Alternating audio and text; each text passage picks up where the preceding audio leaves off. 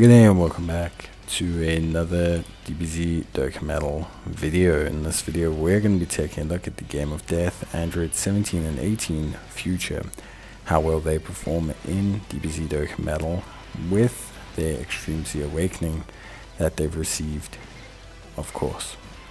So when we take a look at them, I think what is so important to mention is that they are going to pivot and look different based on how many orbs you pick up, and that is completely out of your control. You have no way to, well, you do, I mean, you can build orb changing and things like that, but what I mean by that is, there's going to be some turns where you're on that plus side of 10 orbs and you are looking amazing, and then there are going to be some turns where you are below that kind of like 6-7 orb threshold and you are going to be in trouble. And it is just one of those things. So let's talk about them. They're a worldwide chaos for future saga lead of key plus 3 HP attack and defense 180%. It's actually a pretty good lead. I think it's a really solid lead.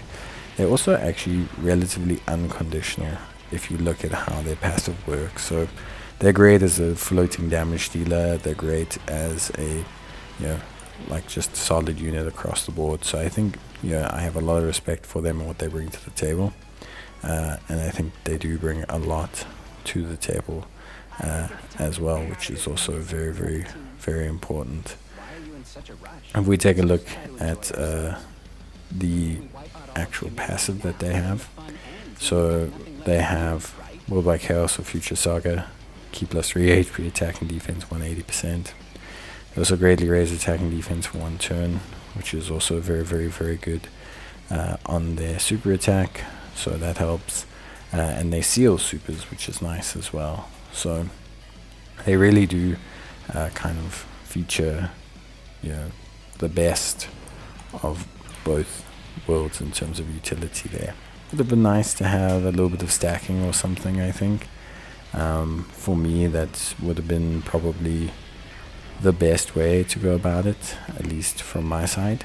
But at the same time, I do understand that they can have some issues overall, and there could be some potential restrictions and problems. So other than that, if we take a look at their passive, so attack and defense of 200%, flat 17% damage reduction, flat 18% evasion, randomly changes key spheres of a certain type to TEQ key spheres, additional 1 key per TEQ or rainbow key sphere obtained, and a guaranteed additional super. For every key sphere obtained, that has 35% up in terms of attack and defense, and for every TEQ key sphere obtained, they'll get an additional attack of 18% and defense of 17%, which is really, really, really solid. So that is something that is really quite good, and I think something that works out really, really, really, really nicely for them as a team. Then, we take a look at their 2 or more keys obtained, 2 or more TEQ key spheres obtained, or 1 or more rainbow key spheres obtained. They get crit up, damage reduction up, and evasion up 35%. So that is something that's very crucial. Then when attacking a 12 or more key, they get attack and defense of 150%. When HP is 35% or less, they'll get damage reduction of 17% or chance of evasion 18%, which is really, really good. Then on top of that, when receiving a key blast super, they will nullify it when HP is 35% or more, or with 7 or more key spheres obtained. And then should they nullify it, they will give androids, category allies, attack and defense of 15% up for 2 turns, with 8 or more key spheres obtained. So it's a little bit difficult to not understand in the sense of like, okay, you don't know what you're doing. It's just more like there's layers to it for zero reason, I think personally, and they should have actually let that be their stacking mechanic of some kind. I really think they should have had a stacking mechanic.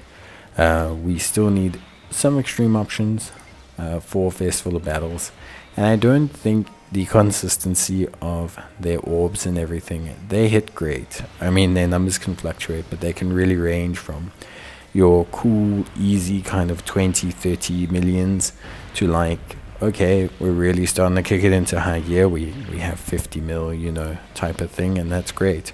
But I think when I look at them, they do lack a little bit of scalability and specificity to certain events. I don't think there's an event that screams like, hey, Android 17 and 18 are about to be the best unit in the game for this event.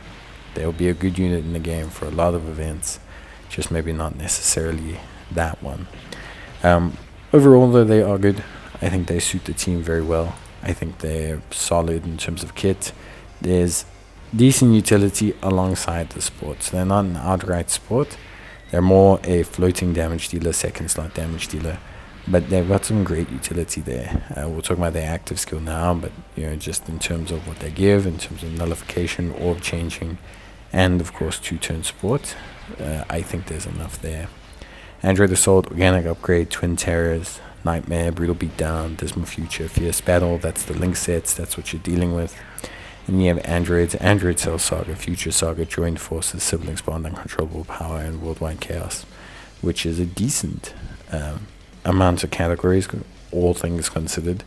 But yeah, you always realize, I think a bit painfully, where you're sitting with the Androids units and how they can kind of move on and take on things. So I think that is always something to bear in mind.